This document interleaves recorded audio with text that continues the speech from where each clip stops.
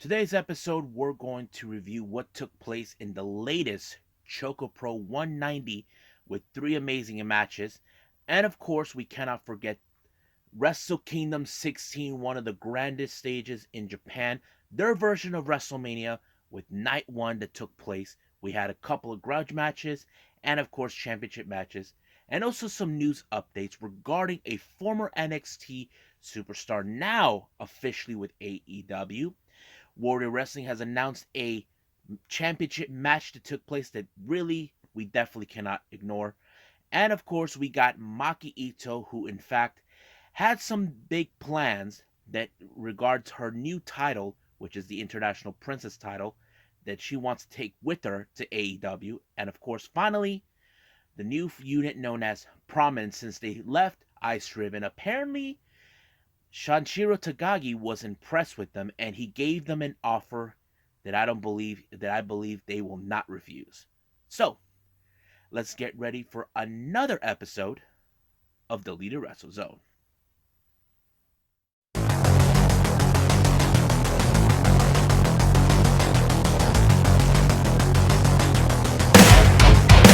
Are you ready? Get up, get up! Get up, get up! Get up, get up! Get up, get up! Get up, get up! Get up, get up!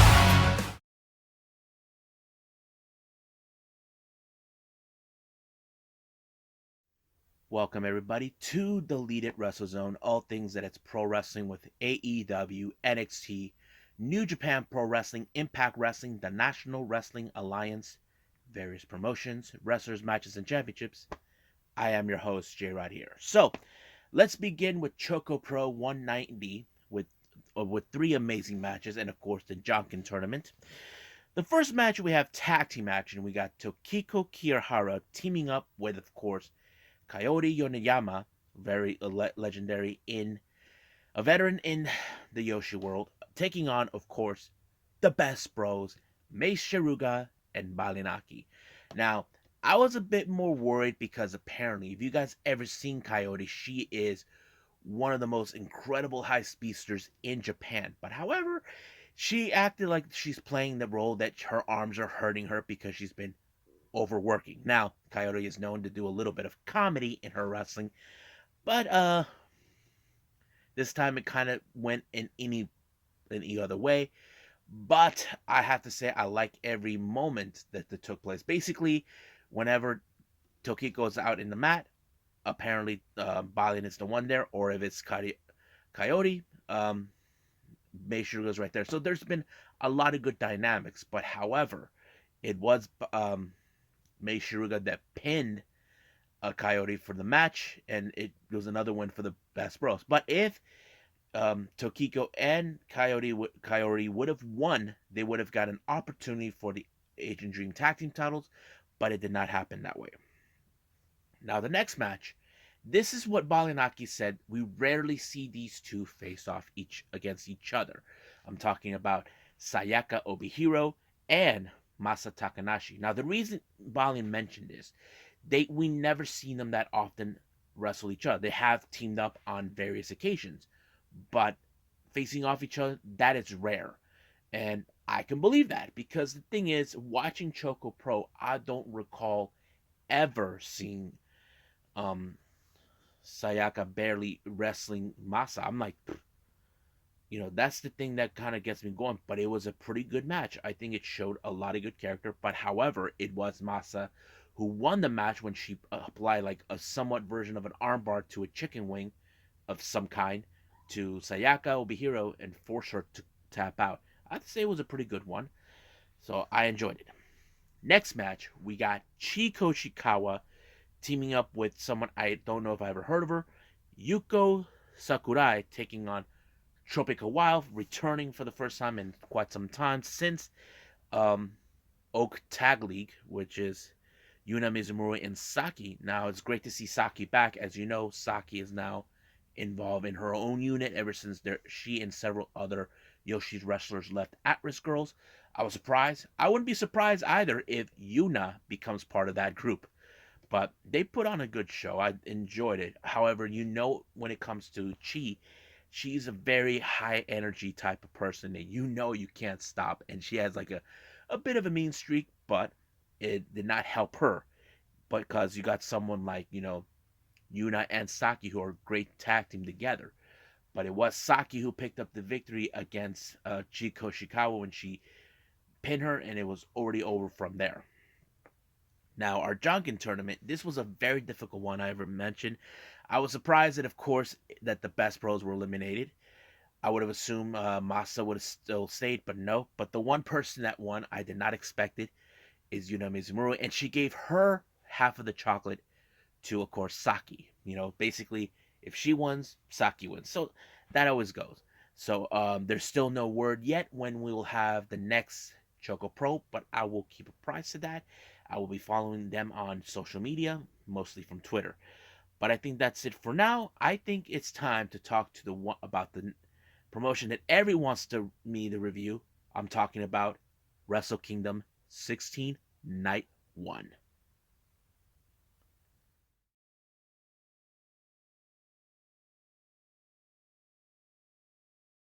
Okay, is that time of the year when we start the new year. Those who are big time New Japan fans, we know what it is. It's their version of Wrestle Kingdom of the start of the year. I'm talking about Wrestle Kingdom 16. As you know, we have 3 days of this particular show. And of course, the third one's going to be a very special one. But right now, let's get started with night one. The first match is a pre show, which is part of the New Japan Rambo match. Now, I'm not going to give too much who was in it, but I can tell you some of the moments I was basically surprised. Three of the young lions were involved. I'm talking about Nakashima, Kosa Fujita, and Roiho Iwa. But, however, they got eliminated right away by the king himself, Minoru Suzuki. But one of the entrants was one of the biggest surprise I did not expect, and I don't think anybody did. And I'm talking about Shima. Yes, folks, you know who I'm talking about. Shima, the Dragon Gate prodigy, one of Ultimo Dragon's proteges and students. And of course, we've seen him on AEW. He's the leader of the faction known as Strong Hearts. I did not expect him whatsoever to make an appearance in Wrestle Kingdom, but it was great to see him. I know he made various appearances in All Japan and very others. So that's a great moment. And they even added a veteran wrestler named Tatsumi Fujinami, who they're referencing him as the original Dragon. Now I don't know much about this guy. He seems like a veteran wrestler who's still in good shape, but he was eliminated in double pin. But here's the deal: this particular match ends on the last four people. Now, if you guys know this type of match, it gets involved with the KOPW Provisional Trophy, and the last four people that remain was Shima, Chase Owens, Minoru Suzuki, and of course, yep, Toru Yano himself. So basically, Shima, Suzuki, and Chase, now they know their biggest threat is in fact Yano. So they have to figure out a way to get rid of him. So we have to find out what's going to take place the next following day in Wrestle Kingdom, because I'm excited to see that. Now, our first match is a grudge match between two former tag team partners slash friends. I'm talking about Sho and Yo. This thing dates back since then. Sho has been a prominent singles wrestler, but when Yo came back, there was a lot of mistakes that came into his part until Sho finally realized he had enough. He turned his back on him by doing the shock arrow on him and joining the Bullet Club's House of Torture. And since then, he was telling Yo, just retire, go home, punk. You don't belong here. And he did came back with a vengeance. Surprisingly, Yo was part of the best of the Super Juniors, and he ended up in the finals, which got Sho it ticked off, knowing that he's the one who's out, but Yo was in. So this became a feud, and of course, Dick Togo had to show up and try to ruin the mess, but luckily, Yo took care of him. And of course, I don't think Sho expected that he was going to win, which he did. Now, Yo was not stupid, so he knew right from the start that Sho was going to attack him, but it played out pretty well. Basically, it could tell us that maybe this feud between both Yo and Sho is far from over. Sho is determined to prove this is his time now, and it's Yo's time to get the hell out of New Japan. You don't belong here. So basically, it could continue on because I don't think this is going to be the end of it. Next match is an interesting six-man tag team match. We have the Mega Coaches, Rocky Romero and Taguchi, teaming up with the Ace, Tanahashi, to take on Bullet Club's Taiji Shimuri, El Fantasma, and the IWGP United States Champion, Kenta. Now, keep in mind, Kenta does not want to face Tanahashi. He's saving the title for one specific person. Who could that be? Well, it's yet to be determined. But however, Tanahashi disqualified himself, allowing for Kenta to win. Kenta and the rest of the Bullet Club to win. He completely lost it. As you know, their match is going to be for the title, but in a no disqualification match, which is something that Tanahashi is willing to accept. So basically, he's giving him a taste of his medicine that's going to take place the following day. Next up, we got the United Empire. As you know, the United Empire has been making headways since they first arrived. They even had 3 lost matches last year in the Wrestle Kingdom. But however, things have been staying. We have, of course, Great-O-Khan, Jeff Cobb, and Will Ospreay taking on Bushi, Sanada, and Tetsuya Naito of LIJ. Now, keep in mind, Khan will deal with Sanada on night 2. Same thing with Jeff Cobb to Naito. And we all know where Ospreay is going to be having his focus, whoever's going to win the match for the main event tonight. So it was pretty good, but it was Will Ospreay that won the match when he pinned Bushi. So basically, this is now becoming clear that this could be the year for United Empire to conquer New Japan. Now, our next match, this was a match that I don't think people expected, but they were excited. I'm talking about Katsuyori Shibata making his return to the ring. But the real question remained, who was going to challenge him? And it was, to our surprise, one of his students from the LA dojo and also part of the dojo in Japan. I'm talking about Ren Narita. I thought it was an amazing match. I think it showed us, Ren Narita can hang with guys like Shibata. But you got to remember, Shibata trained him himself. He could actually know every strength, every weakness that plays out. And I think that plays. But however, Ren Narita came short. Shibata allowing himself to win the match. So I have to say it was pretty good. Next up, we got, of course, the Never Openweight Championship. Evil taking on the champion Tomohiro Ishii. Now, keep in mind, Evil had his sights set on this title since Ishii came back, and he's on the verge to become the second wrestler in New Japan to become double champion of the Never Double Champion. As you know, Shingo Takagi was the first. He was both champion, the Never and the 6-man tag team match champion before. So, but of course, in this particular match, we had House of Torture make their appearances, try to cause all kinds of mayhem, and later on, Yo tried to save Tomohiro Ishii, but it wasn't enough. Apparently, the numbers still gained, so it did allow for Evil to gain the title when he applied Everything's Evil and win the title. But however, Evil has to put his Never Openweight 6-man tag team title on the line against Yo and Yoshihashi and Hiroki Goto. Our next match is the IWGP Heavyweight Tag Team Championship. We have the winners of World Tag League Chaos, Yoshihashi and Hiroki Goto, taking on the Dangerous Tekkers, Zack Sabre Jr. and Taichi. I think this was a really good match because, as you know, Taichi has already won a title last year. I'm talking about the what was it? No, not last year, in 2020. I'm talking about the Never Openweight 6-man tag team champions when he teamed up with Ishii and Goto. That was one of his crowning achievements. For 12 years, he never won a title, but winning the Never Openweight title, Never Openweight 6-man tag team championship, was one of his biggest achievements, and this is one of those right now that he has to accomplish. He knows that he has to. He pulled up, you see, as you know the story, Goto made a promise to look out for Yoshihashi when Shinsuke Nakamura left New Japan to go to WWE. And of course, Yoshihashi has been keeping up to his end of the bargain to pull on his own weight, and that's exactly what he did. Even though Tai Chi had his lucky charm, Miho Abe there, but much like any other team, Dangerous Tekkers always criticize those that they believe will never beat them. But however, this was the perfect opportunity for Yoshihashi and Goto to pick up an amazing victory when Yoshihashi was the one who pinned Taichi, leaving Zack Sabre Jr. On his back, not realizing that he lost.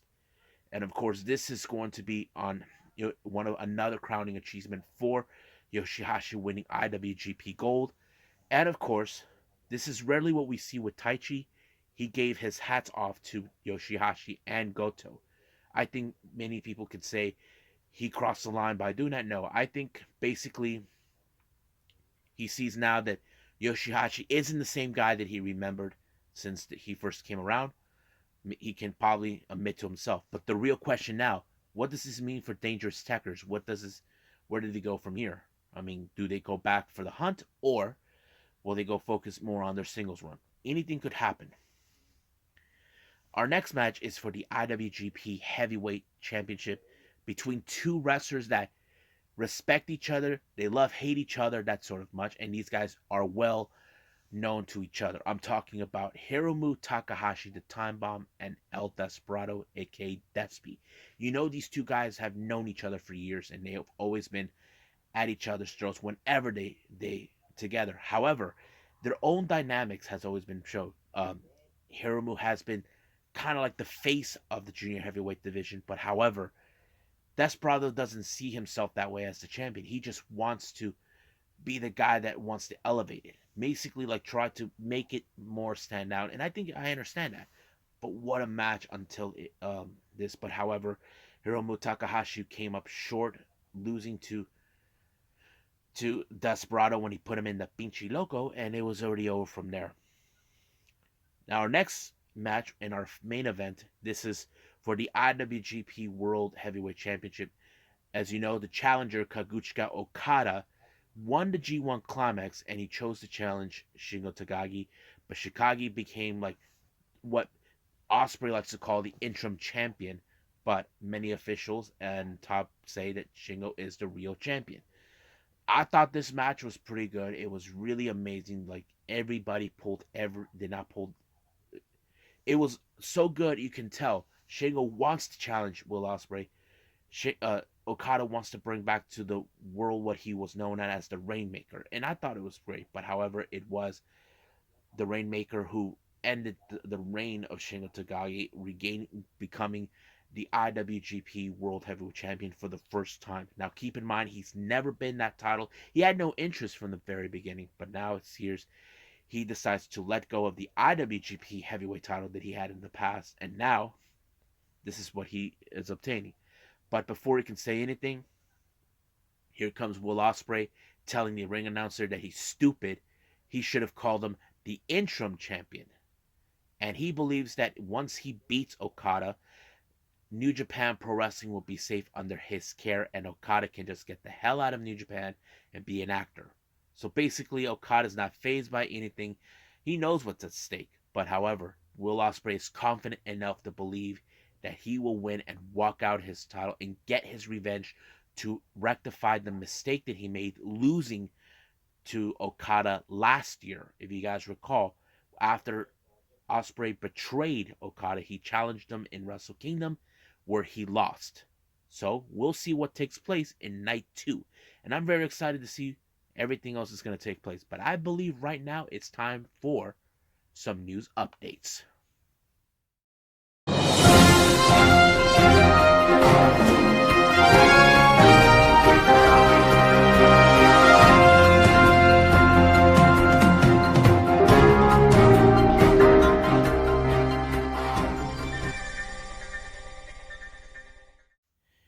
Okay, so welcome to the news updates. Now, it's been official now today that it's been announced. Jake Atlas is now All Elite Wrestling. As you know, he made his surprising debut during AEW Dark tapings last week in Jacksonville at Daly's Place, and there was reports about that Tony Khan shaking hands with Jake Atlas. It was unclear at the time whether if he was already officially or not, but now it's been revealed during YouTube that during Twitter that Tony Khan announced that he is now officially All Elite. So I think this is something that many fans probably expected it when this report came out. So all we can say congratulations to Jake Atlas finding a new place to be in, and I know you'll be in a much healthier environment than you were before. Now, Warrior Wrestling just announced a new event coming up later on this month on January the 22nd, Warrior Wrestling 18th. It appears now that the Warrior Wrestling title will be defended. The newly crowned champion Will Ospreay will put on this title on the line against the Machine, Brian Cage. Now, this is going to be an interesting match, and even Brian Cage agreed that this is going to be interesting. So, does the Commonwealth Kingpin and leader of United Empire will be able to stop the Machine? Well, we'll just wait and see what happens. Now, at the same time as Wrestle Kingdom was taking place, Maki Itoh was involved in a match during Tokyo Yoshi Pro Wrestling on the same day as Wrestle Kingdom on Tokyo Yoshi Pro, where she challenged Ikari Noa for the International Princess title, and eventually she won. Now, I want to put on record and note here, I haven't seen the match, but I'll get to that when as soon as possible. But that's not the most interesting part that I wanted to report on. It was told after the match, during interview after that Maki Itoh wants to go back to AEW and defend her newly title, the International Princess title, against someone I believe you guys may or may not have been aware, Thunder Rosa. Now the reason is this: 2 years ago, Thunder Rosa defeated Maki Itoh for this title, and of course, Thunder Rosa had to relinquish the title due to COVID. And ever since then, Yuki Kamefuku won that title. I'm not sure if there was a tournament that took place, but anyway, Maki Itoh wants to defend it and bring that title back. As you know, Maki Itoh had made a lot of people speaking about her, what an amazing talent she is, and all her character. People love her here in the U.S., and I'm sure even Takagi, Sanshiro Takagi, was really happy that she made an impact here in the United States, even if Maki Itoh doesn't believe that she has. But I'm sure Tony Khan would love to see this match between Maki Itoh and Thunder Rosa. Even Thunder Rosa responded that, she knows that she beat her for this title. So basically, this is going to be an interesting match, and I hope it can happen. Now, the last report I'm coming out is, you guys remember last time, 5 women who were part of Ice Ribbon, officially now starting this year, left Ice Ribbon and they formed their own unit that involves hardcore and death matches. I'm talking about Prominence, and it consisted of Akane Fujita, Hiragi Kaumi, Mochi Miyagi, Risa Sera, and Suzu Suzuki. Now, on this very same day that took place with Wrestle Kingdom on the 4th of January, they had their official show. Now, I don't know what to call it. Shinjiro Takagi was involved in this match. Now, post-match or post-event, Shinjari actually put out an interesting comment about what he felt about the energy of Prominence. So, I think this is what he said. Let me pull it up real quick for all of you. So, yeah, I know I saw it earlier. Sorry about that. That's big noise. So, okay, so this is what he said, that he felt the energy of Prominence, and he said that if any of these girls would love to use Wrestle Universe as a platform, let them know. So apparently, this show that they just put on is mostly for freelancers. Is now can be available on Wrestle Universe, which is the company that broadcasts Pro Wrestling Noah, DDT Pro Wrestling, Tokyo Yoshi Pro, Ganbare Pro, and now this. So basically, Shinjiro Takagi is basically telling them, hey, you girls are allowed to use my Wrestle Universe whenever you want. He's giving them a platform to showcase their shows. And I think that's very generous of him. I never would have imagined. I mean, he's like always busy with all these promotions that he's involved in. So I say I would love to see this. I hope I get to see this because I really want to see what these girls have put on. I'm just feeling like they are doing something special for themselves. And I know some people say they should not have Ice Ribbon, but this is something they wanted. And we'll see what takes place. And I believe it's time for me to call it a day. Well, I hope you guys enjoyed me reviewing this. Coming up, we got, of course, Tuesday wrestling events. We got NWA Power, AEW Dark, and of course, NXT's New Year's Evil. Now, who will walk out as the NXT champion? Who will walk out as the NXT Women's Champion? Uh, the whole enchilada. So we'll get to all of that later on. I probably will not upload that video, maybe possibly till Wednesday morning or so, but we'll see what happens then. I'm very excited. And of course, I will throw in the occasional Wrestle Kingdom Night 2 by itself because there's nothing else I can put into it. I just want to get that out of the way as soon as possible. But I will keep you guys apprised of that. So, I believe it's time for me to go. So, I will see you guys in the next DWZ time. Same DWZ channel. I must bid all of you adieu. So, goodbye. Mwah. And have a nice day. Bang.